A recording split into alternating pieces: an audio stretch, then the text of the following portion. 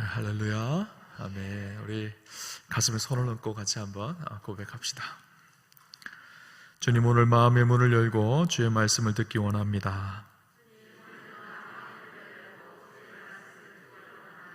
주님, 오늘도 말씀하여 주옵소서. 말씀에 능력이 있습니다. 말씀에 생명이 있습니다. 들은 만큼 열매 맺습니다. 들은 만큼 변합니다. 아멘. 예, 아멘. 들은 만큼 열매 맺고 들은 만큼 변화하는 놀라운 축복이 귀한 밤에 함께 하시기를 주님 이름으로 축원합니다. 여러분, 말씀을 듣고 말씀을 우리의 삶에 적용하는 일이 참 중요하죠. 말씀을 듣고 은혜 받은 것에서 끝나는 것이 아니라 오늘 우리의 삶이 구체적으로 적용이 되어질 때 우리의 삶의 변화가 일어나기 시작합니다. 우리가 날마다 삶 속에 적용을 하려고 노력을 하셔야 되죠. 그죠? 이런 이야기가 있습니다. 어떤 목사님이 신방을 갔습니다. 집사님이 몇 주째 교회를 안 나오시는 거예요. 그래서 그 목사님이 이분을 찾아가서 신방을 해야 되겠다 하고 찾아갔는데 낮 시간에는 잘 안 계시는 거예요. 그래서 밤늦게 가면 계시겠다 생각이 들어서 밤에 찾아갔습니다. 아파트 초인종을 눌렀는데 아무런 대답이 없어요. 분명히 사람 인기척이 안에서 들리는데 대답이 없는 거예요. 한참을 기다리고 서성이다가 그 목사님이 안 되겠다 생각해서 쪽지를 써놓고 왔습니다. 그 쪽지 내용이 아무개 집사님, 목사가 다녀갑니다. 그리고 말씀 한 절을 써놨습니다. 말씀 한 절이 요한계시록 3장 20절 말씀이었었어요. 우리 잘 아시죠? 볼지어다 내가 문 밖에 서서 두드리노니 누구든지 내 음성을 듣고 문을 열면 내가 그에게로 들어가 그로 더불어 먹고 그는 나와 더불어 먹으리라. 목사님이 문을 두드렸다는 거예요. 그런데 나오지가 않았죠. 그러고 가셨어요. 그런데 그 다음 주에 이 집사님이 교회를 나오신 거예요. 그래서 이 집사님이 아마 마음에 찔림이 있으셨던지 교회에 나오셔서 목사님을 찾아갔는데 목사님이 굉장히 바쁘셨던 것 같아요. 그래서 목사님의 목양실에 쪽지 하나를 붙이고 갔습니다. 목사님, 제가 다녀갑니다. 지난밤에 참 죄송했습니다. 그리고 말씀 한 절을 써놨어요. 창세기 3장 10절 말씀. 이르되 내가 동산에서 하나님의 소리를 듣고 내가 벗었으므로 두려워하여 숨었나이다. 그렇게 써놓고 왔다는 거예요. 제가 왜 우스갯소리지만 왜 이 말씀을 했는가 하면요, 우리의 삶 속에 일상 속에 말씀이 늘 적용이 되어져야 된다는 것을 이야기하고 싶어서 이 말씀을 했습니다. 우리가 들은 말씀을 우리의 삶에 구체적으로 실현하는 것은요 너무너무 중요합니다. 말씀을 듣고 말씀을 우리의 삶 속에 옮겨놓을 때 진짜 우리의 삶에 변화가 일어나기 때문이죠. 우리가 변화를 이야기할 때는 변화가 두 가지 변화가 있어요. 화학적 변화가 있고 물리적 변화가 있습니다. 물리적 변화라는 것은 그 고유의 성분은 변하지 않고 외적인 모습이 바뀌어지는 거예요. 예를 들면 나무를 가지고 식탁을 만들거나 나무를 가지고 탁자를 만들면 나무의 성질은 그대로 가지고 있지만 외형이 바뀌어지는 것이죠. 이것은 물리적인 변화라고 합니다. 그러나 화학적 변화는 그 내용이 바뀌어지는 본질적인 내용의 변화가 일어나는 것이에요. 예를 들면 나무로 종이를 만들 때는 나무에다가 여러 가지 화학작용을 일으킬 수 있는 성분을 넣어서 새로운 형태의 모습으로 나오죠. 포도에다가 설탕을 넣고 포도를 재워놓으면 몇 주가 지나면 어떻게 되죠? 포도주가 되죠. 새로운 화학 성분이 나와요. 이것을 화학적 변화라고 합니다. 우리 그리스도인의 변화는요 사실은 물리적 변화도 아니고 사실은 화학적 변화도 아니에요. 더 깊은 변화야 본질적인 변화가 일어나는 것이 우리의 삶의 변화인 것이죠. 속사람이 그리스도 안에서 완전히 새로운 존재로 변화되어지는 것, 이것이 그리스도인의 변화입니다. 오늘 성경에 보면 예수 그리스도를 만나고 그의 인생 가운데 놀라운 전혀 새로운 존재로 변화되어진 한 사람 이야기가 나옵니다. 우리가 잘 아는 안전뱅이 이야기예요. 성전 미문에 구걸하고 있던 이 안전뱅이가 베드로와 요한이 전한 이 복음을 듣고 그의 인생이 송두리째 바뀌어지는 일이 일어나게 되어지죠. 오늘 성경에 보면 도대체 이 안전뱅이의 삶이 어땠는지를 우리가 좀 보면 먼저 좋겠다는 생각이 들었습니다. 사도행전 3장 1절 2절을 보면요, 이 사람이 누구였는지 어떤 사람이었는지를 이야기합니다. 1절 2절을 봅시다. 제9시 기도 시간에 베드로와 요한이 성전에 올라갈새 나면서 못 걷게 된 이를 사람들이 메고 오니 이는 성전에 들어가는 사람들에게 구걸하기 위하여 날마다 미문이라는 성전문에 두는 자라. 안전뱅이가 있었습니다. 그런데 이 사람 언제부터 못 걸었다고요? 나면서부터 못 걸었다는 거예요. 그러면 도대체 이 사람이 몇 살일까요 지금? 사도행전 4장 22절을 보면요, 이 사람이 몇 살인지가 나옵니다. 이 표적으로 병 나은 사람은 40여세나 되었더라. 40여세예요. 그러니까 태어나서 지금까지 40살이 넘을도록 한 번도 걸어보지 못했던 사람이에요. 여러분, 장애가 있다는 것이 얼마나 힘드는지 모릅니다. 장애가 있다면 어렸을 때는 부모의 손에서 잘 자랄 수가 있었을 거예요. 그런데 이 사람의 나이가 40세가 되어졌어요. 더 이상 의지하고 의존할 것이 별로 없었을 것 같아요. 부모님도 다 돌아가셨을 것이고 또 형제들도 자기 앞가림하기 바빴을 거예요. 이 장애의 불행함 때문에 늘 고통 속에 살았던 사람이 이 사람입니다. 그러니까 누구 하나 의지하지 않고는, 누구 의존할 수 있는 그 힘이 없이는 살 수 없던 사람이요, 이 사람이에요. 오늘 성경을 보니까 어떻게 얘기하죠? 이 성전 미문에 구걸하는 일을 하는데, 성전 미문에 구걸하는 일을 하기 위해서 어떻게 했다고요? 사람들이 그를 옮겨줬다는 거예요. 스스로 구걸하는 그 자리까지도 갈 수 없었던 사람이 이 사람이에요. 철저히 누군가에 의존되어져 있었던 사람입니다. 그리고 그곳에서 했던 일이 구걸하는, 돈 받는 일이었어요. 누군가가 동전이라도 몇 개를 던져줘야지 살 수 있었던 인생이거든요. 철저히 누군가에게 붙들려서 누군가의 의존적인 삶을 살았던 사람이에요. 사람은요, 의지를 가진 존재입니다. 그래서 자발적으로 스스로 모든 일들을 해결하고 살아가기를 원해요. 그죠? 우리가 어디에 소속되어서 의존적이기보다는 직장을 다녀도 내가 무엇인가를 결정하고 내가 무엇인가를 이루어가기를 원하지, 누가 하라는 일만 하는 것은 별로 좋지 않잖아요. 그죠? 내가 자발적으로 무엇인가를 할 수 있는 사람이 되기 위해서 더 높은 곳에 승진하기를 하려고 하기도 하고, 더 많은 일들을 내가 이루어가기를 소망하는 건 사람의 마음입니다. 그런데 이 사람은 아무런 결정권이 인생에 없었던 사람이에요. 사람들이 이렇게 해주면 그렇게 따라가서 살 수밖에 없었던 그런 사람인 것이죠. 그의 삶이 참으로 비참하고 고통스러운 삶을 살았던 한 사람입니다. 고작해서 할 수 있는 일은요, 성전 미문에서 구걸하는 일이에요. 제가 오늘 보면서 한 가지 사람이 잘한 거는 있다 생각이 들었어요. 성전 미문에서 구걸한 일. 성전에서 오고 가면서 은혜 받았던 사람들이 그래도 한 푼이라도 더 많이 주지 않았을까요? 그죠? 길바닥에서 구걸하는 것보다 성전 앞에서 구걸하는 것이 그래도 나은 일이다라는 생각을 해봤던 것 같아요. 그런데 그의 모습을 보면서 오늘 말씀을 묵상하면서 그런 생각이 들었어요. 성전 문 밖에만 있었던 그의 모습이 참으로 안타깝다라는 생각이 들었어요. 그죠? 그의 온통 관심이 무엇이었을까요? 누군가에게 나에게 돈 얼마를 던져주는 일이 그의 인생의 최고의 관심이었었어요.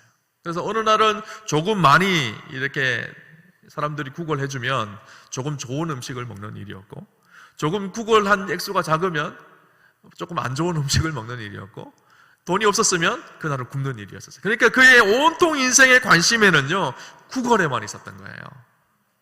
누가 얼마나 던져주느냐, 내 이 구걸함에 얼마나 많은 돈이 차느냐, 그것이 인생의 온통 관심이었거든요. 성전 앞에서 날마다 돈만 바라보고 살았던 사람이에요, 사실. 그죠? 사실 인생이 그렇게 힘들었기 때문에 그랬겠죠. 성전 앞에서, 성전 안에서 지금 어떤 일이 일어나고 있고, 성전 안에서 부어주신 하나님의 영광과 은혜가 어떤 것인지, 성전 안에서 주님을 만나는 감격과 기쁨과 은혜가 얼마나 큰 것인지, 하나님과의 교제 속에 이루어지는 그 풍성한 삶이 어떤 것인지, 성전 안에 들어가면 그것을 누릴 수 있음에도 불구하고 성전 안에 일은 전혀 관심이 없었어요. 성전 밖에서 이루어지는 돈 몇 푼 받는 것이 그의 인생의 최고의 목적이었던 사람이요, 이 사람이었어요. 주님을 만나 하나님의 영광과 은혜를 경험하고 하나님의 그 풍성한 은혜를 누려야 할 장소가 동전 몇 푼이나 기대하는 장소로 바뀐 비극적인 삶을 살았던 사람이요, 바로 오늘 이 사람입니다. 오늘 혹시 우리의 모습 속에는 이런 모습이 있지 않나라는 생각을 해봤습니다. 교회를 다닌 지 여러 해, 또 수십 년이 되어졌지만 여전히 일어서지 못하고 안전뱅이처럼 앉아서 누가 먹여주는 것만 먹으며 그렇게 겨우겨우 신앙생활을 하는 모습이, 혹시 오늘 안전뱅이와 같이 살아가는 모습이 우리의 신앙생활은 아닌지요?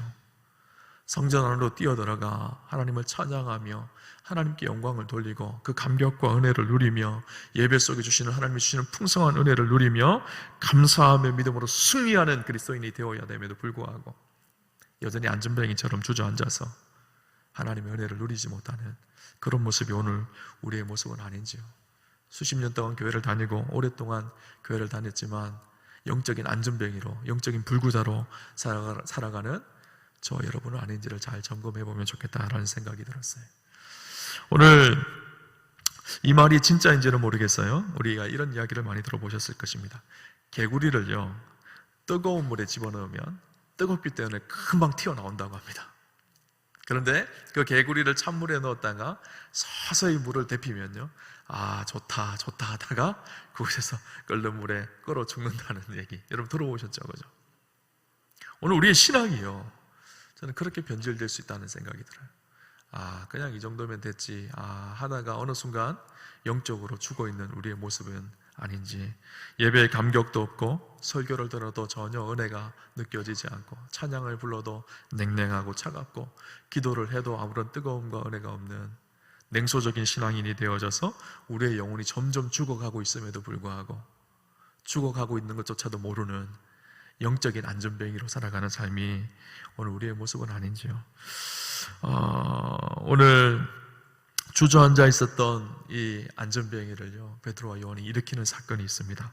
어떻게 이 안전뱅이가 일어났는지 우리 봅시다. 오늘 6절 말씀, 중요한 말씀인데요, 우리 같이 한번 읽어보도록 하겠습니다. 같이 보겠습니다. 베드로가 이르되 은과 금은 내게 없거니와 내게 있는 이것을 내게 주노니 나사렛 예수 그리스도의 이름으로 일어나 걸어라 하고. 아멘. 우리가 잘 아는 말씀이죠. 베드로가 말했습니다. 은과 금은 내게 없거니와. 나는 돈 없다는 거예요. 여러분, 우리가 돈 없다는 얘기 크게 이야기하는 사람 있나요? 아니요, 숨기고 싶잖아요. 우리는 돈 없다는 이야기. 어디 가서 내가 돈 없다는 이야기 별로 하고 싶지 않잖아요. 진짜 돈 없다는 사람, 돈 없는 사람들은요, 어디 가면 돈 얘기하는 거 싫어요. 그냥, 그죠? 돈이 없기 때문에. 근데 오늘 놀라운 사실은요, 베드로와 요한이 아주 떳떳하게 은과 금은 없다는 거예요. 놀라운 일은요, 은과 금이 없었기 때문에 놀라운 기적이 일어났다는 사실이에요. 만약에 베드로와 이 요한이 은과 금이 많았다고 생각을 해봅시다. 그러면 돈 몇 푼 주고 돌아갔을 거예요. 그는 그날 하루는 배불리 먹었을지 모르겠어요. 그러나 그 다음날 똑같이 와서 그 자리에서 구걸하는 인생을 살았을 거예요. 베드로와 요한은 은과 금은 없었습니다. 그러나 베드로와 요한에게 있었던 것이 있어요. 누구일까요? 예수님이 계셨어요. 그죠? 베드로의 진짜 재산은요, 은과 금이 아니었었어요. 예수님이 그의 인생의 진짜 재산이었었어요. 여러분의 진짜 재산은 무엇인가요? 여러분이 사둔 아파트가 여러분의 재산인가요? 여러분이 타고 다니는 좋은 차가 여러분의 재산인가요? 우리 그리스도인들의 진짜 재산은요, 예수님이세요. 그분이 우리의 진짜 능력이고 이것이 성도들의 힘이고 재산입니다. 그죠? 오늘 베드로는 돈보다 더 중요한 것이 있다는 사실을 발견하고 그것을 선포합니다. 돈은 있다가도 없을 수도 있지만 예수님은 항상 함께 하시는 분이세요. 진짜 능력이시죠. 때때로 아무것도 없는 것이 우리 인생의 기회가 되어질 수가 있습니다. 왜 그럴까요? 우리 안에 계신 예수님을 발견하기 때문이에요. 은과 금이 있으면요, 예수님이 잘 보이지 않습니다. 은과 금이 먼저 보이거든요. 근데 은과 금이 없으니까 가장 선명하게 보이는 분이 계세요. 예수님이세요. 그죠? 이런 이야기가 있습니다. 평화의 기도로 잘 유명한 성프란시스코의 이야기입니다. 그의 인생의 중요한 삶의 철학 한 가지가 무소유였거든요. 그가 아무것도 가지지 않고 누군가에게 주는, 누군가 음식을 주면 음식을 먹고 전도하러 다니는 걸식성단을 조직하려고 했었습니다. 그래서 교황을 찾아갑니다. 내가 이런 계획이 있습니다. 예수님이 그러셨던 것처럼, 예수님이 머리 들 곳도 없으시며 복음을 전하셨던 것처럼 걸식성단을 조직해서 아무것도 가지지 않고 다니면서 누가 음식을 주면 먹고 인도하는 대로, 하나님이 이끄신 대로 그렇게 복음을 전하려고 합니다. 그 계획을 가지고 교황을 찾아갑니다.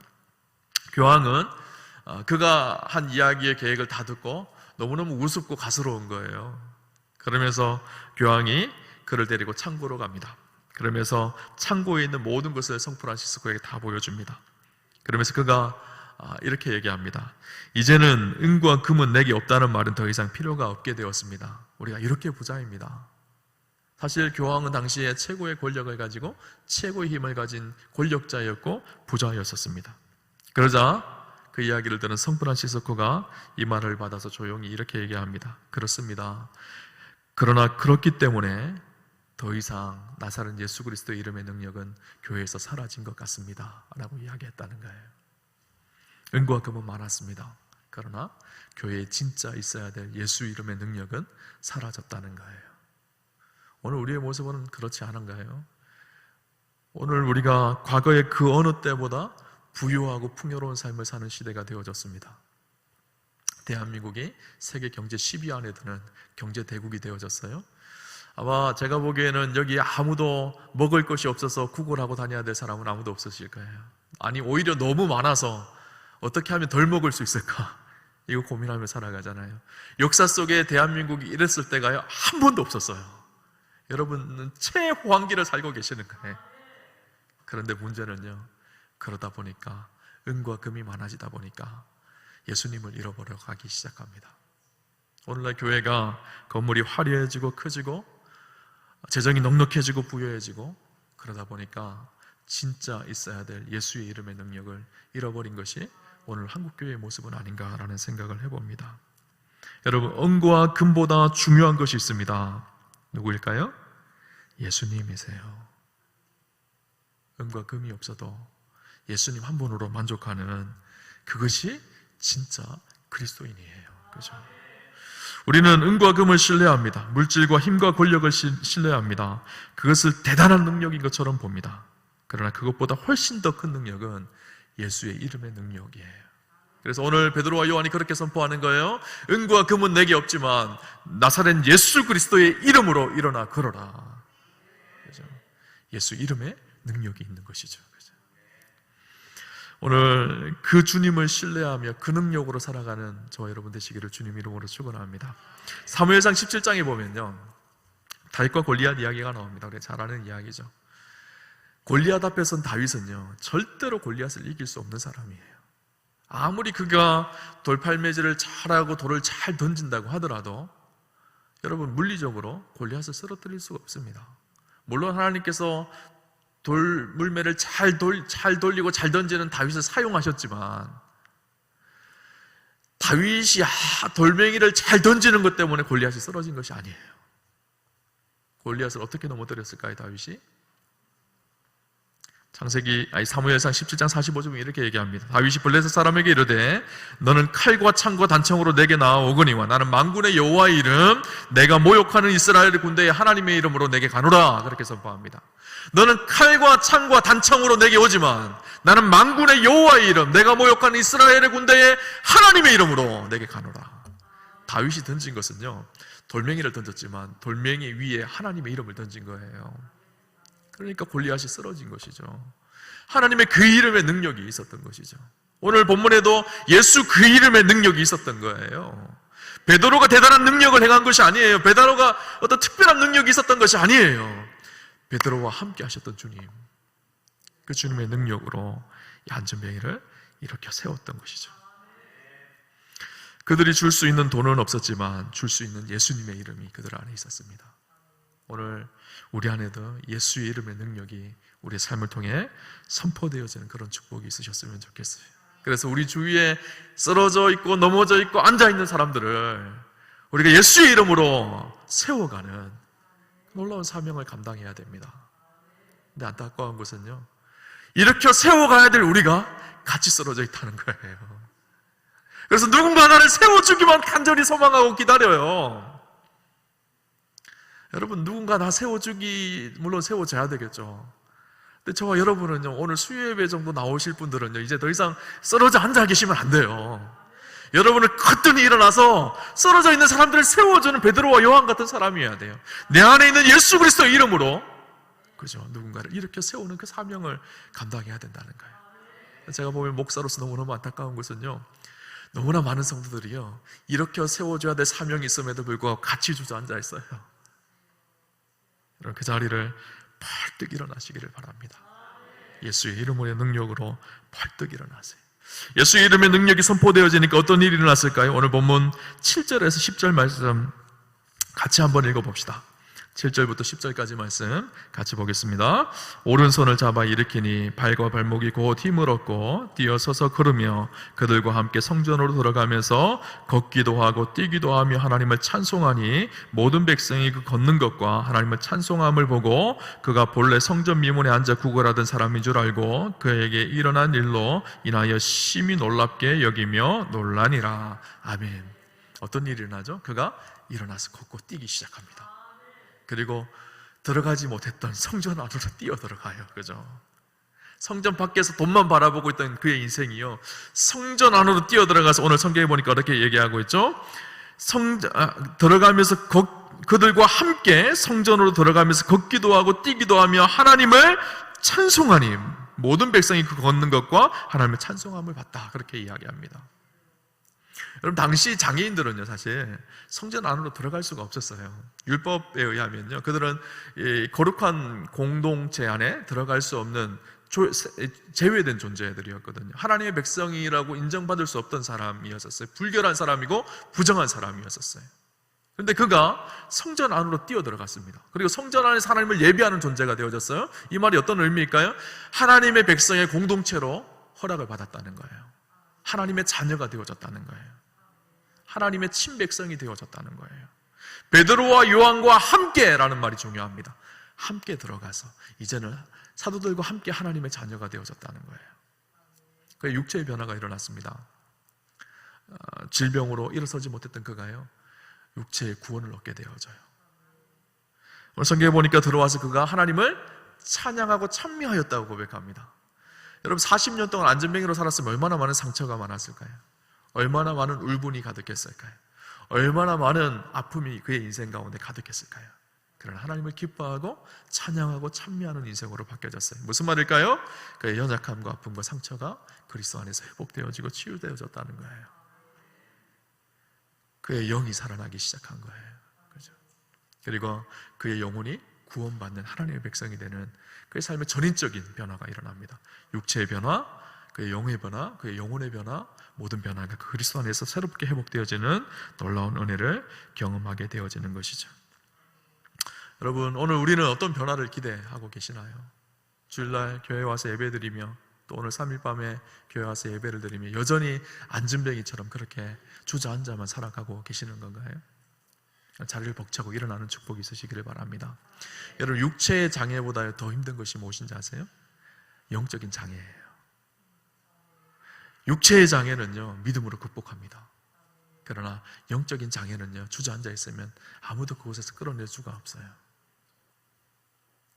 여러분, 우리가 믿음으로 주님 붙들고 거뜬히 일어나는 축복이 있으셨으면 좋겠어요. 여러분, 강영우 박사님 아시죠? 시각장애인이었던 강영우 박사님, 미국 백악관의 정책 보좌관으로 한국인으로서는 가장 미국에서 높은 위치에 올라갔다고 그러죠.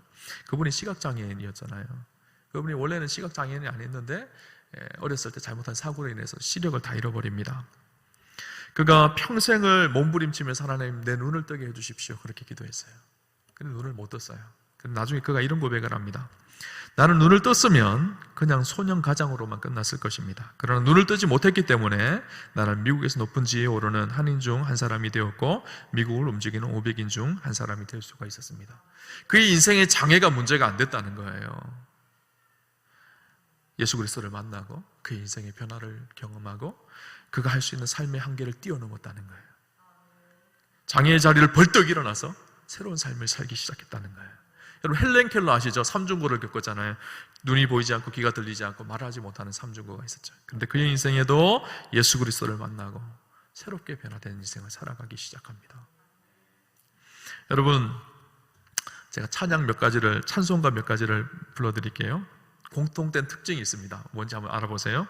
찬송가 144장 예수 나를 위하여, 그리고 279장 인내하신 구세주여, 288장 예수로 나의 구주 삼고 성령과 피로써 거듭나니, 384장 나의 갈 길 다가도록 예수 인도하시니, 492장 나의 영원하신 기업 생명보다 귀하니. 이 찬양들의 특징이 있습니다. 아시겠어요? 첫 번째 특징은 제가 좋아하는 거고요. 제가 좋아하는 찬송이고요. 두 번째 특징이 있습니다. 뭔가 하면 작시가가 똑같아요. 한 분이 지은 찬양이에요. 누가 지었는가 하면요, 페니 크로스비라는 찬양사가 지은 찬양들입니다. 이분이 시각장애인이었었어요. 그리고 8,000곡의 찬송가를 지었어요. 우리가 부르는 한국의 찬송가 중에 20곡이 이분의 찬송가예요. 그 20곡 대부분이요, 우리 한국 사람들이 제일 좋아하는 찬양들이에요. 여러분, 제가 불렀던 찬양들 다 아시는 찬양이잖아요. 눈 감고도 부르는 찬양이잖아요. 이 찬양이 대부분이에요. 페니 크로스비가 지은 작사한 그런 찬양입니다. 한 기자가 페니 크로스비에게 물었어요. 페니 크로스비가 어렸을 때 의료사고로 시력을 잃었거든요. 아무것도 보지를 못한 사람이었어요. 그래서 그가 물었어요. 당신은 하나님이 원망스럽지 않습니까? 아니, 하나님이 좀 눈을 뜨게 해주셔서 보게 해주시면 얼마나 좋았겠습니까? 그렇게 기자가 묻자 그가 이렇게 얘기합니다. 저는 지금 하나님이 제 눈을 뜨게 해주신다고 하더라도 저는 사양하겠습니다. 왜냐하면 천국에 가면 눈을 뜨게 될 텐데 내가 눈을 뜨고 첫 번째 뵙는 분이 예수님이기 때문입니다. 그 영광을 놓치기가 싫습니다. 너무 멋진 말 아닌가요? 그죠? 그의 인생의 장애가요, 그를 주저앉게 하지 만들지 못했어요. 여러분, 우리의 상황과 환경이요, 우리를 주저앉게 하지 만들지 못합니다. 예수의 이름의 능력이 우리를 새롭게 하기 때문이에요. 저는 오늘 축복하기를 우리 우아함교회 성도님들이 은과 금 붙들고 살아가는 인생이 아니라 예수 이름의 능력으로 우리의 자리를 털썩 털고 일어나서 주의 영광을 위해서 그렇게 살아가는, 주저앉아 있고 힘들어하는 사람들을 이렇게 세우는 그 사명을 감당하는 우리 우아함의 성도님들이 되시기를 주님 이름으로 축원합니다. 진짜 능력은요, 은과 금이 아니라 예수님입니다. 예수님 붙들고 일어나 걸어가는 놀라운 축복이 함께 하시기를 주님 이름으로 축원합니다. 우리 같이 한번 말씀을 붙들고 기도했으면 좋겠습니다. 주님, 혹여나 낙심되는 상황 때문에, 절망되는 상황 때문에 털썩 주저앉아서 아무것도 하지 못하는 안전뱅이처럼 그렇게 오늘 내가 살아가고 있지 않습니까? 주님, 나를 붙들어 주셔서 예수의 이름으로 일어나 걷게 하시고 뛰게 하시고 하나님을 찬양하게 하시고 또 다른 주저앉아 있는 사람들을 일으켜 세우는 귀한 사명을 감당케 하여 주옵소서. 우리 같이 한번 주님 부르고 합심하여서 같이 기도하도록 하겠습니다. 주여, 아버지 하나님, 우리를 이렇게 세우신 하나님의 은혜와 은총을 바라보기를 원합니다. 하나님의 영광의 소망을 바라보게 하여 주옵소서. 주저앉아서 살아가는 인생 되지 않게 하여 주옵소서. 십자가의 능력과 예수님 붙들고 담대히 일어나 승리를 선포하며 주님의 영광을 선포하는 놀라운 은혜가 우리 안에 있기를 원합니다. 주님, 우리를 붙들어 주옵소서. 은과 금은 내게 없거니와 나사렛 예수 그리스도의 이름으로 일어나 걸으라고 하신 주님의 말씀에 순종하여서 하나님 변화된 삶을 기대하며 벌떡 일어나서 주의 영광을 위해 살아가게 하여 주옵소서. 하나님, 예수 이름의 능력이 있다는 사실을 발견하게 하시고 그 주님 붙들고 믿음으로 나아가는 복된 역사가 있게 하여 주옵소서. 혹여나 은과 금 의지하며 살아가는 인생 되지 않도록 주님 우리를 주장하여 주시고 믿음으로 그때니 승리하며 주의 소망을 바라보며 담대히 달려갈 수 있도록 주님 우리를 인도하여 주시고 하나님 함께하여 주옵소서. 성령 충만하게 하시고 은혜 충만하게 하여 주시고 예수님 바라보며 은혜의 걸음을 담대히 걸어가는 복된 역사가 있게 하여 주시옵소서. 주님 함께하옵소서. 주님, 오늘 우리의 자리에 주저앉아서 낙심하고 원망하고 한탄하며 어리석게 살아가는 인생 되지 않도록 주님 우리를 붙들어 주옵소서. 은과 금은 없거니와 나사렛 예수 그리스도의 이름으로 일어나 걸어라 선포하신 그 주님의 말씀 붙들고 우리가 거뜬히 일어나서 세상을 승리하며 살아가는 하나님의 백성들 되게 하시고 또 다른 주저앉아 있는 사람들을 이렇게 세우는 귀한 사명을 감당할 수 있도록 주님 우리를 사용하여 주옵소서. 감사드리며 예수님의 이름으로 기도드립니다. 아멘. 우리 주신 말씀을 생각하며 일어나 걸어라 우리 박수치면서 한번 찬양하도록 하겠습니다.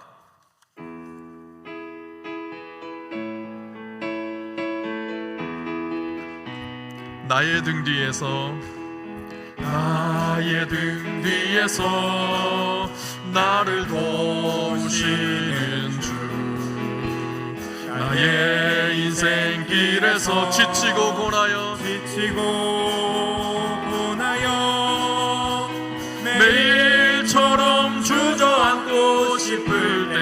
나를 밀어주시니 일어나 걸어라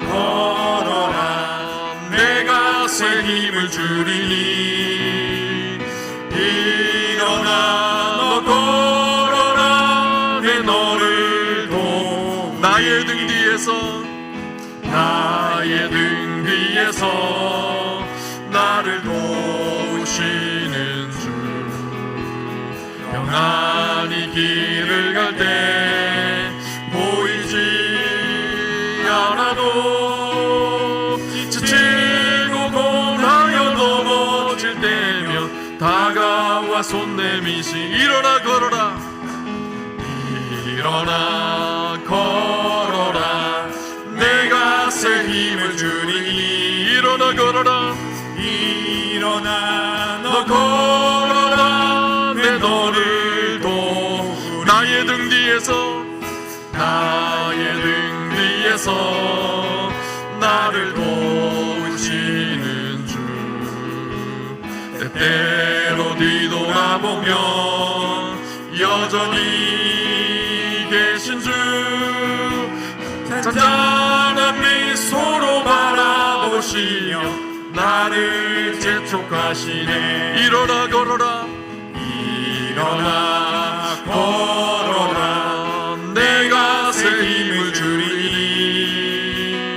일어나 너 걸어라 내 너를 일어나 걸어라 일어나 걸어라 내가 새 힘을 주리니 일어나 걸어라 일어나 너 걸어라 내 너를 다시 한번 일어나 걸어라 일어나 걸어라 내가 새 힘을 주리니 일어나 너 걸어라 내 너를 도우리 일어나 걸어라 내가 새 힘을 주리니 일어나 걸어라 일어나 너 걸어라 내 너를 다시 한번 고백합시다 일어나 걸어라 일어나 걸어라 내가 새 힘을 주리니 일어나 너 걸어라 내 너를 우리 한번 손을 들고 같이 고백합시다 일어나 걸어라 일어나 걸어라 내가 새 힘을 주리니 일어나 걸어라